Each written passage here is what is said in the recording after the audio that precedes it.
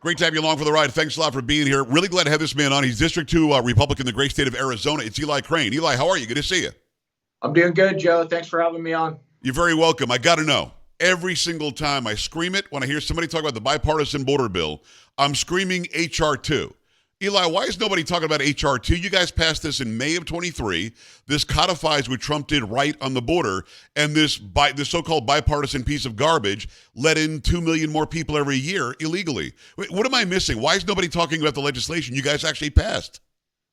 Yeah, I think, there still are people talking about it, Joe, in rebuttal to what you were talking about, the Senate border bill. But I think the Senate border bill gets a little bit more coverage just because Democrats actually tried to, and some Republicans, unfortunately, tried to get this over the finish line. And so I think the narrative is that, oh, look, they're trying to actually, help out with comprehensive border security. But when you look at what was in that bill, it would have codified the invasion. It would have funded the NGOs that are, shipping people all over the country. It would have let in 4,000 to 5,000, illegals a day. And, it's pretty much a complete disaster. So I think that's why it gets more coverage.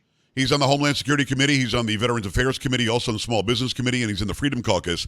It's Representative Eli Crane. It blows my mind that they keep on pushing this bipartisan piece of garbage. It never got out of the Senate, didn't it? I mean, it stalled in the Senate. You guys never even voted on it in the House, as far as I understand, right?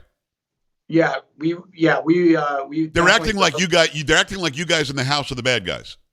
Yeah, no. And honestly, Joe, as you know, there's no way we would have let that through in the House. Right. It was just a complete disaster. And it would have made the American people feel a lot of the pain of this invasion at the southern border. It is Representative Eli Crane. Is it bizarro world that Mayorkas still has a job? I'm flabbergasted that he was impeached. You guys did the impeachment. I guess Chuck Schumer thought he had the ability to dismiss, so he did. Eli, what happened with that? You guys said this guy should be brought up on high crimes and misdemeanors, and the Senate flipped its nose at you, really? Yeah, and I think it's just a reflection of how poor the leadership on our side of the aisle is in the Senate. I think many of us believe that it's time for Mitch McConnell to go. We did impeach him in the House. I think that was, good, even though it took us twice to do it. But I am surprised that he still has a job. And again, Joe, it's a reflection of this administration, the leadership style that they want, and the fact that they've actually they've crafted this invasion at our southern border, and they tasked Alejandro Mayorkas to do it. And so I can't wait for President Trump to take back the reins and take back the White House, and I think the American people will be served a lot better because of it. It's Representative Eli Crane, also a former Navy SEAL. When you hear the big legacy media talk about what's going on in this election, if they talk about the border, the only thing they say is, are you really going to separate families and send people back? How are you going to do mass deportation? Eli, if we shut the magnets off, they'll go back, won't they?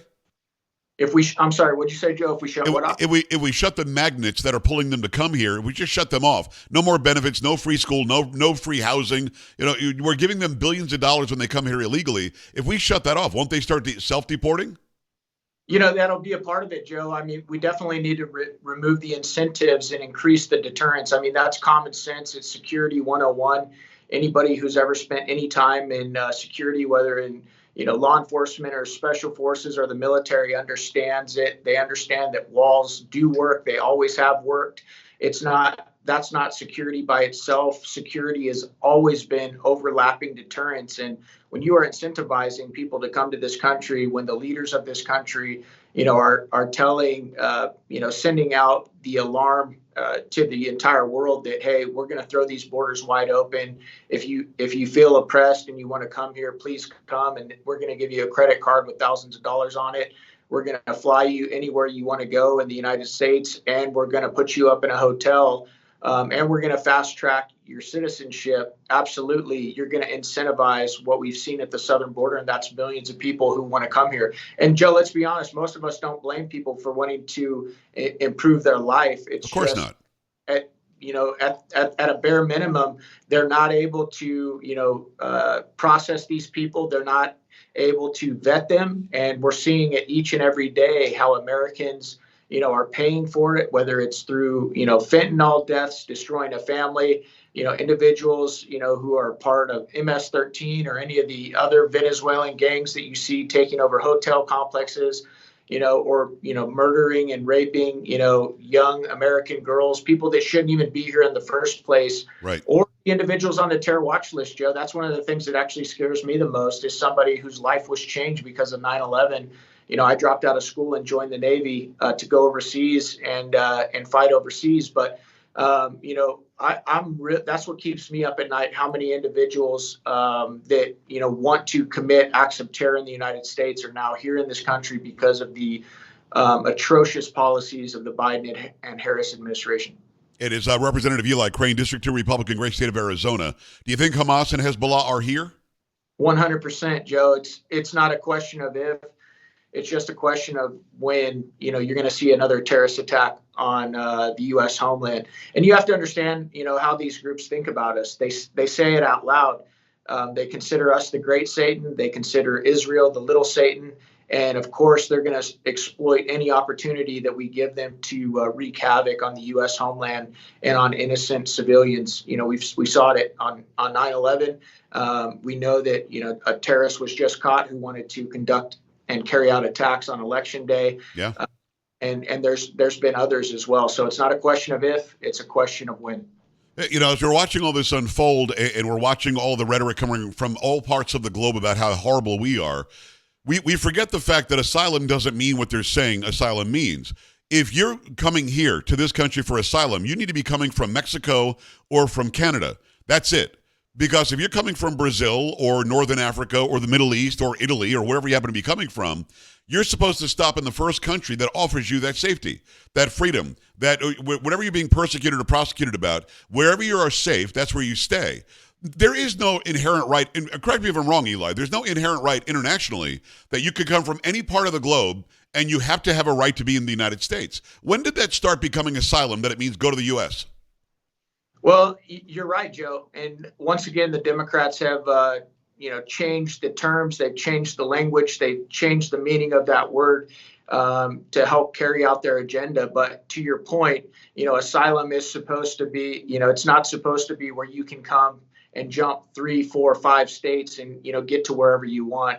You're supposed to, claim asylum in the next available safe country. And clearly that's not what this administration is promoting.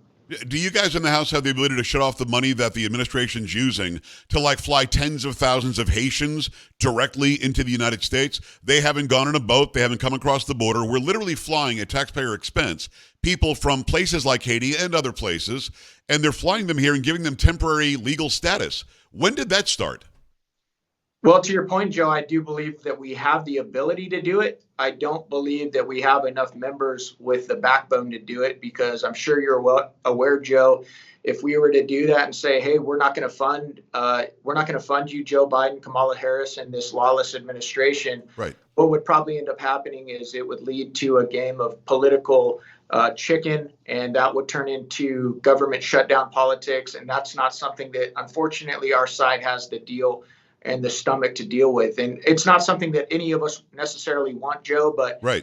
When our people are, feeling the onslaught and, the windfall of these policies, and when our citizens are dying, because of fentanyl and people that aren't supposed to be here, murderers, rapists, over 10,000, I think, what was it, Joe, 14,000 rapists that we know of that got released into the country. I think 15,000 individuals that were convicted murderers got released into the country under the Biden-Harris administration.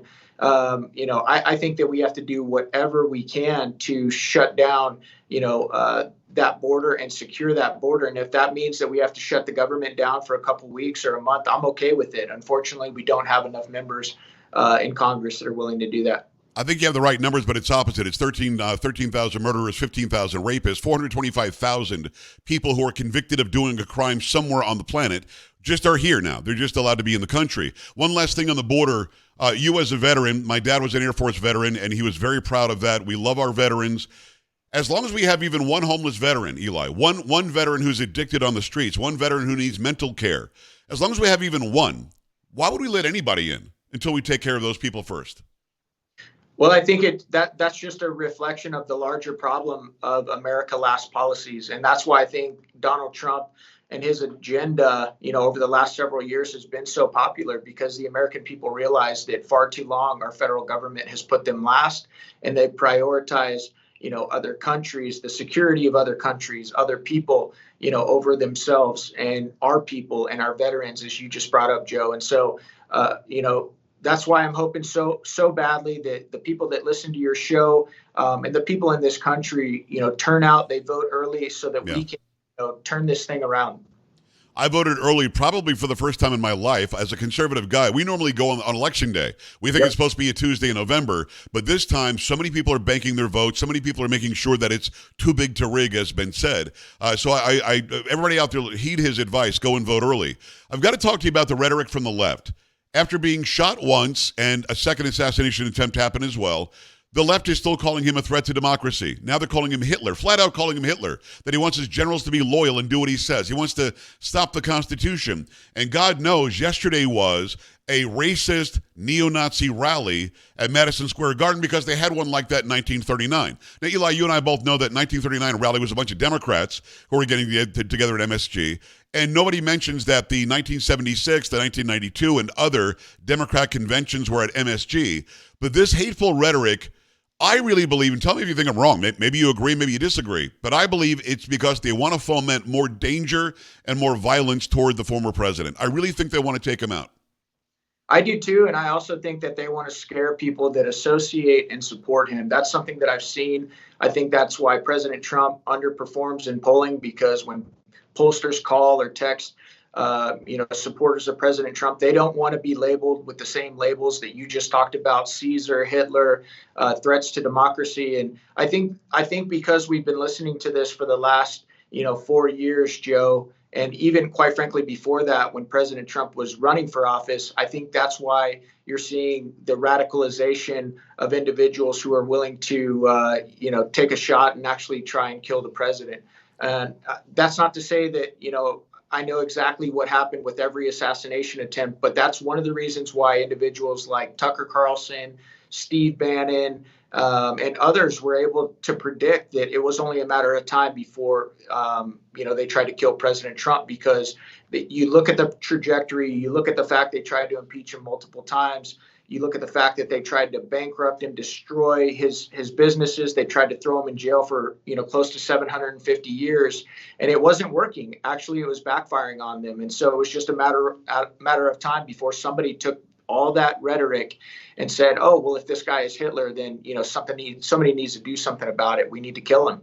And so it's pretty disgusting, quite frankly, Joe. But, thankfully, God's protected him. And, and I do want to say this, Joe, this has been something that I've been, following pretty closely and investigating myself. We're blessed and we're fortunate to this point that no professionals have, actually been sent to take out President Trump. Whether I'm looking at Butler, Pennsylvania, or whether I'm looking at the attempt down in Florida, one thing that I can tell you is a former special operator and a sniper.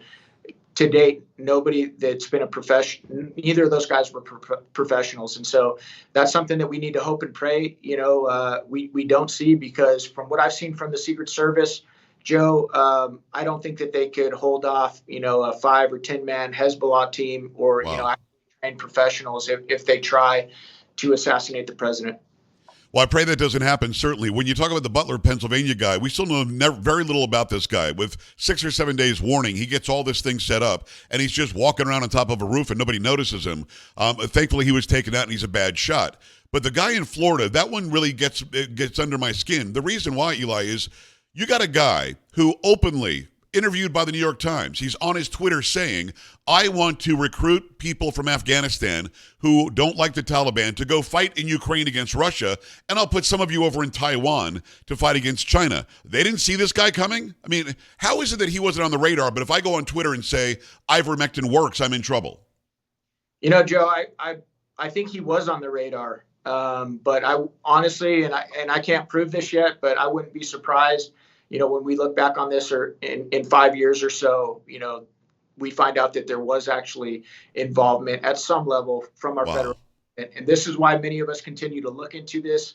And Joe, I'm going to tell you this right now, and I've already been, tarnished, by the left and, the New York Times and other outlets for even talking about this. But I think that any real investigation scrutinizes every theory. And if those theories hold up to the scrutiny, you continue to investigate them. But far too often when it comes to members of Congress, Joe, we don't want to be labeled as kooks or conspiracy theorists, and therefore we just swallow the mainstream narrative and we refuse to look at anything outside of that. And I'm not going to be a part of that game. Well, Eli, I love it. I mean, the fact is you need to eliminate every possibility until you find out what really happened. It's like the 2020 election. I don't want to go too into the weeds here, but I have every right as an American to say, hey, I'm not so sure that was fair. I'm not so sure that all those mail-in ballots should have been counted in states where it wasn't legal to mail in ballots. I'm not so sure those drop boxes made sense that Mark Zuckerberg bought. But we, like you said, we've been tarnished and we've been put in the corner. If we even say a peep about it, then we're in big trouble. The Constitution literally says I have the right to challenge elections. So I'm glad that you have that backbone. And I guess the last question has to be this. With that backbone, will you do what you want to do? Or are there so many mealy-mouthed people around you that will stop you from doing a full investigation that you want to do? Well, here's the deal, Joe, and this is the honest truth. I've spoken openly about this on many platforms. I actually asked Republican leadership to be on the task force that was investigating this.